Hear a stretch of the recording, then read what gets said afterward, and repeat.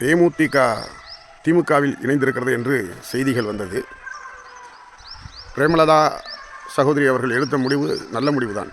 எல்லாரோடும் கூட்டணிக்கு பேசும்பொழுது அவரை சீட்டு நோட்டு என்று ஏளனமாய் பேசிய அரசியல்வாதிகள் ஏராளம் உண்டு. சென்ற முறை அதிமுகவில் கூட்டணி சேர்ந்தபோது எம்பி சீட்டு ஒன்று தரேன்னு சொல்லி ஏமாற்றிப்பட்டார் எடப்பாடி சசிகலாமாவை ஏமாற்றி, தினகரனை ஏமாற்றி, எல்லாத்தையும் ஏமாத்தினாலுக்கு பிரேமலதா அம்மா பெரிய விஷயம் அவருக்கு. அவர் நையாண்டிய நக்கலால் கேப்டனுடைய கட்சியை பேசிகிட்டு இருந்தார். அதே போல் எல்லா கட்சியுமே வேண்டா விருப்பாக பேசுகிறது. அதில் ஒன்றுக்காகாத நாய்கள் கூட தேமுதிகவை மோசமான பேச்சுகள் பேசினார்கள்.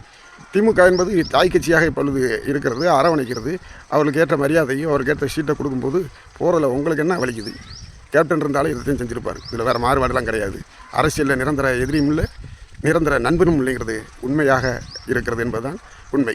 எப்படின்னு சொன்னால், எடப்பாடி பழனிசாமி மேலே டிடிவி தினகரன் வீசாத சொற்கணைகள் கிடையாது. ஆனால் கடைசியில் அவருடைய போய் செஞ்சுட்டார்.